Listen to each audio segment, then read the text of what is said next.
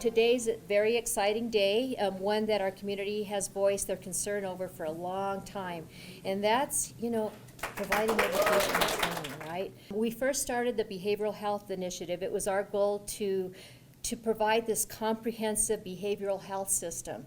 But part of that, again, is educating and training so that the community knows what resources are available or how we're going to administer them or how they can get involved. So together as a community, we can collaborate and continue to share our latest techniques. These new training and education programs are provided by local community partners, and I'd like to recognize the newest 5 providers. First is ARCA, and ARCA is offering brain injury trainings, all faiths, training to first responders and school staff to identify and respond to signs of trauma in children.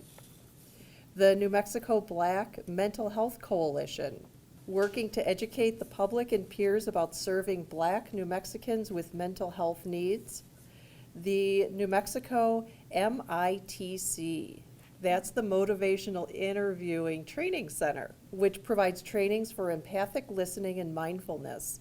And I like to let people know that I'm actually a licensed mental health therapist, and I took your motivational interviewing trainings.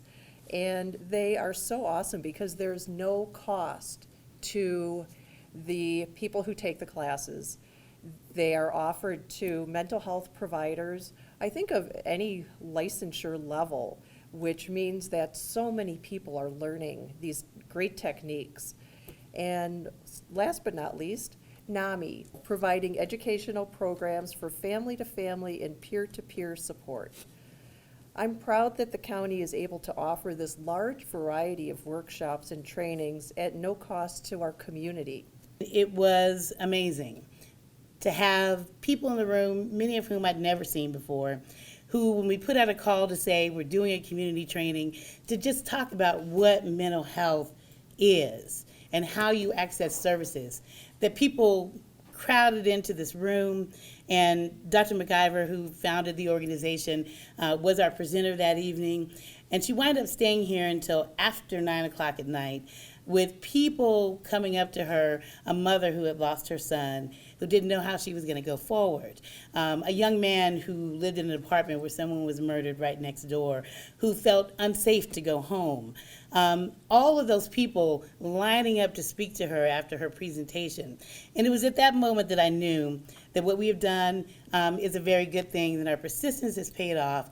And I also know that we have many more things to do. We want to collaborate with all the other organizations who have been funded to do this training education. We want to do it for our community, and we want to do it for other licensed mental health providers, so that when a Black person presents, that you have some understanding that there is no hierarchy of oppression, but perhaps our blues are not like yours. And so we thank you for the County of Bernalillo and for the Behavioral Health Initiative for believing that we can do this and that we can do it together. And I, like the speaker from ARCA, believe that we are better together. And so we're here, and as my grandmother used to say, Lord willing, the creek don't rise. You call us and we'll be there. Thank you. Every 9 seconds, somebody in America suffers a brain injury. And that to me is incredibly compelling. We don't really think of a brain injury as an epidemic, but quite honestly, it is an epidemic, and how it relates to what we're doing with behavioral health is so important. Right now we have residential services, and so we're focusing on services for people coming out of post-acute care. We know that need is missing in our community, and so we have residential homes where we are continuing rehabilitation for people who have suffered a brain injury. And then in doing so, wrapping around services for that individual and for that family. We have community supports, which is so important.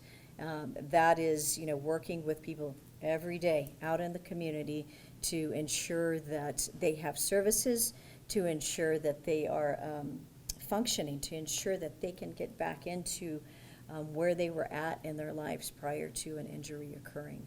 One of the huge historic things about having this mental health coalition in place is that it has a physical space. For so long, we've been doing work as volunteers in the community, and it's not even really possible for me to tell you how important it is for us to have a physical location, an office right down the hall in this building, that we hope people will understand that you now have a place to come with people who look like you, who understand what you are going through. You all could be doing something totally different, and you all could, we all have our lives, but you all clearly care about what happens in our community. And I really mean it when I say thank you all for being here, thank you all for caring, thank you all for stepping up.